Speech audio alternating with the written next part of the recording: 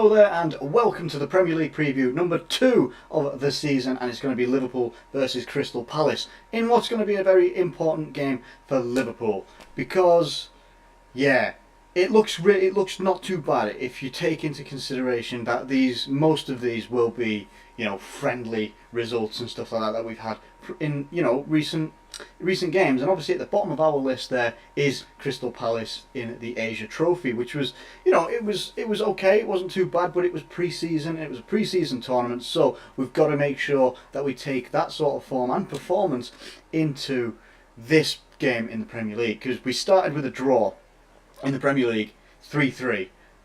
It was a good performance going forward, but at the back we do look suspect, and I've got my opinions on that and where we need to change it and who we need to change, so you probably know where I'm going to be going to at some point anyway. But let's have a look at these last 6. So Liverpool, Crystal Palace, Leicester, Hertha Berlin, Athletic Bilbao, Watford, Hoffenheim. Now, not too bad. 5 wins out of 6, 1 draw being against Watford.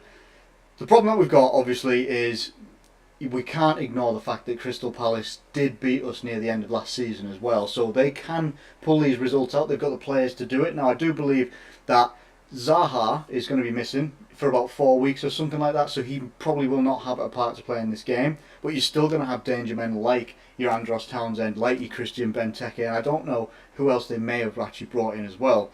So Benteke is always going to have good games against us. He always does.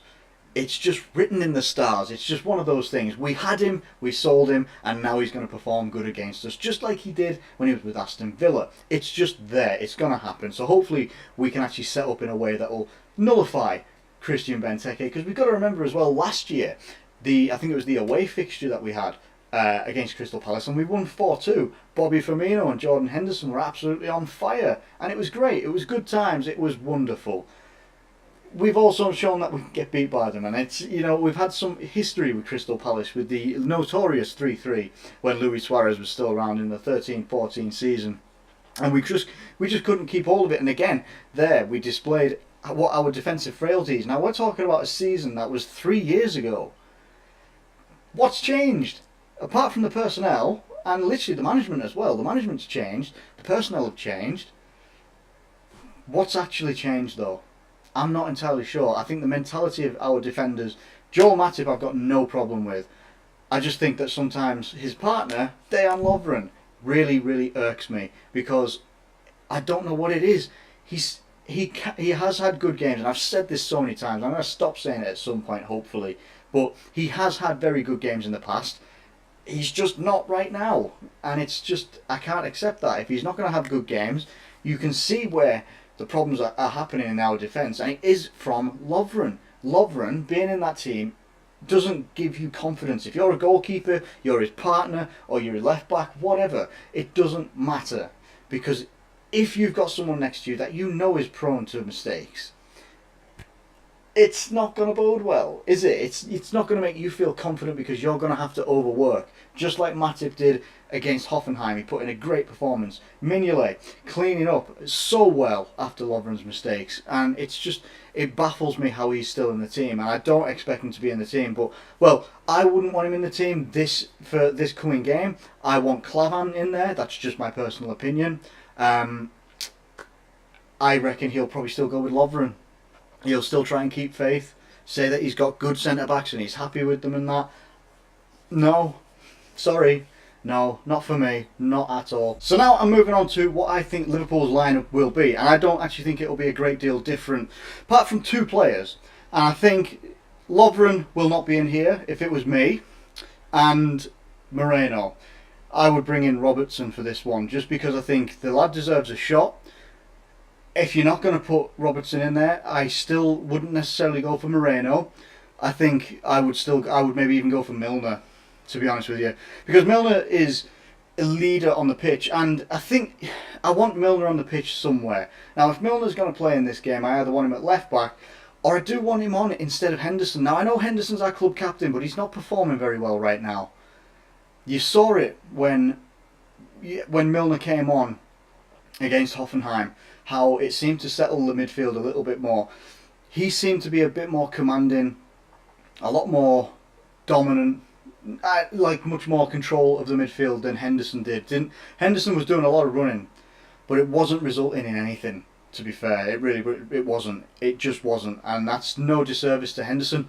Everybody has bad games and stuff like that. It's just I would, I would take him out, maybe have him on as a sub or something like that. But I don't know. I just think I would like to see Milner in there because I think Milner at the moment will perform a little bit better than Henderson will, and it'll be a good blend between Emre Can and Wijnaldum as well. Having Milner in there, that could be a good shout if you have Robertson at left back. Now, if you don't, I would go with Milner at left back, and then you've got Henderson. You've got your captain and your vice captain on the pitch at the same time, and I think that could be a good way to go as well, because then he can still support Henderson as well. If Henderson's not having the best of games, he can support him as well. So that could be a good way to go. I've got no issues with Salah, Mane, Firmino up front. Now, I do want to start seeing much more of Solanke though. I think Solanke, he only got 5 minutes against Hoffenheim the other night, but what he did show was good movement, and he showed that he can hold that ball up a little bit, better in my opinion than Origi can right now. I think Solanke should be getting much more of a shot in the team, either as a substitute, and if he's going to come on as a substitute, give the lad 20 minutes. Give him time to make an impact. He was almost making an impact, and he was trying. The defence for Hoffenheim were very, very good, to be fair. He just didn't. He couldn't make anything of those 5 minutes, and that's no disservice to Solanke either, because to make something of 5 minutes, you've got to be absolutely spectacular. The chances that you're going to be given have to be absolutely spectacular as well. And at that point in the game, it wasn't. I think we just conceded, or we were close to conceding that goal by Mark Uth, and yeah, we were looking to hopefully try and shore up that 2-0 victory. We didn't. We got a 2-1 victory instead. Still defensive frailties, and I do think that a lot of that comes down to having Lovren and Moreno on the same side of the defence. Now, if you've got, say, if Lovren and Trent Alexander-Arnold, were the weak sides, I think that would be easier to deal with. But having two, just because you've got players in between them, you've got Matip, and then you'd have Lovren, and then you'd have, say, Moreno being a strong player if he was playing very well. Having two players that aren't playing very well in right next to each other on the pitch, that's a problem, and especially when it's in the defence. You can't have that, especially when we're going to be coming up against the likes of Christian Benteke and Andros Townsend as well, who is, on his day, can't half whip in a ball, and he's not shy to take on a long range shot either. Whether it goes on target or not, he's willing to take that risk, and he's willing to try it, which, thankfully Mignolet looks like he's on form right now, and he looks like he's well up for it. I don't think Karius will be coming into that team anytime soon. Midfield, again, I've spoke about midfield. Emre Can, Wijnaldum, they're for me a shoo-in. I think that they will be coming into the team.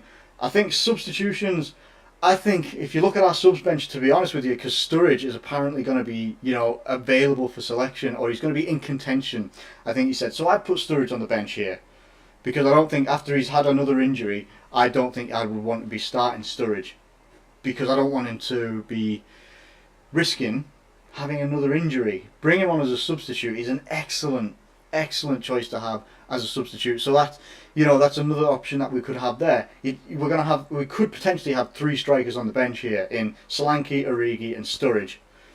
We could have worse options. We really could have worse options, and we have had worse options in the past.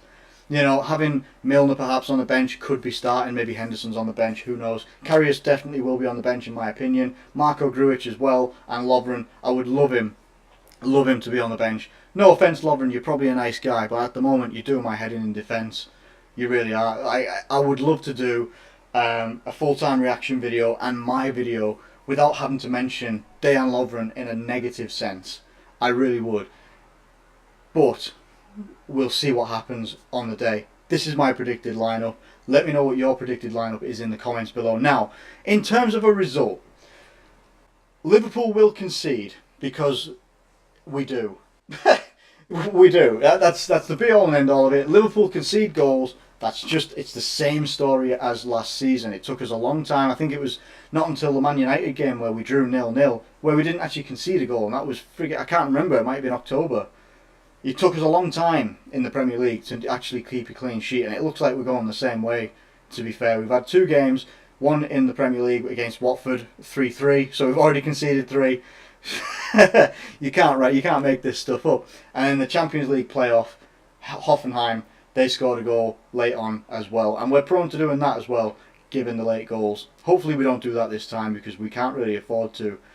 You've got teams up there right now that are smashing it. Obviously, you've seen the Man United result. What a performance they put in. Don't like saying it as a Liverpool fan, but it was a hell of a performance. Might have been against West Ham. Doesn't matter, because West Ham on their day can also be quite a dangerous team, but they just absolutely not up for it whatsoever, and they got steamrolled by a very, very strong Man United team. You've got Man City that are performing well. Arsenal that are scoring goals, kind of similar to us, but they actually won their game against Leicester.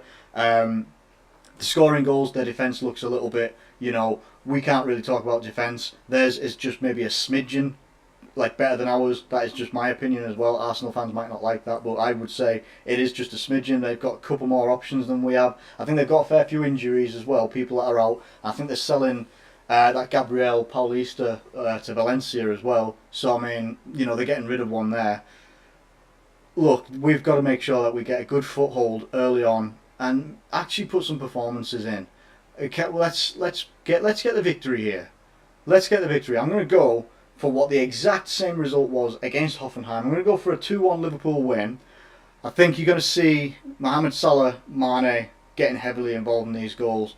If not, they score both of them. That is kind of my prediction there. I think they're going to score both of them or set each other up or something like that. Never know. You could have, you could have a Trent Alexander-Arnold. Haven't talked about him in this video at all, but I'll mention him.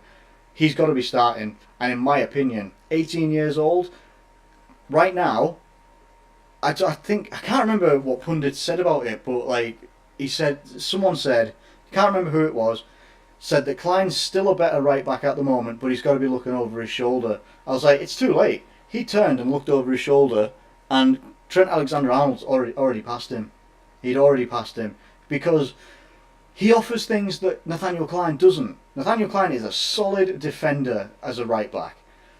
Alexander-Arnold gives you that, and he gives you much more. He gives you stuff, he gives you things going forward, he gives you options going forward. He's almost like a midfielder in a way, but he's playing in the right back position. Now, whether that's a transition that he makes in the future and he goes into the midfield to be like his idol Steven Gerrard, I don't know. But hey, let's just bask in the fact that we've got an 18-year-old lad right now who is absolutely doing bits for us at right back and could be one of the hotly tipped players of this season. That could be a really, really good thing to see. So I'm going for 2-1 Liverpool. I think that we will concede, but we will get on the score sheet and we will get the victory, and then it's on to Hoffenheim again next week. Not in 2 weeks, like I keep saying in videos. I thought it was 2 weeks. It's not, it's 1 week. So, anyway, I hope you... God, this curtain's doing my head in. Sorry, I'm just going to hold it. So, if you've enjoyed this video, drop a like on it, get your thoughts and comments in the comments box below, share it around if you can, let's get some opinions and let's get this rolling for this season, because this is going to be it. This is number 2, there's 36 videos in the Premier League alone to come. 36, previews. There's also going to hopefully be another 36, 37 including this one, after this one, 37 review videos of the Premier League alone. We've got Capital One Cup or whatever it's called these days, the FA Cup, we've got hopefully Champions League to come. There's going to be videos coming all the time. So if you're behind that and you're liking what I'm doing, please like it, subscribe if you are new around here, get your comments in the what was that? Get your comments in the comments box below if you please. Thank you ever so much for watching as always, and I'll catch you later.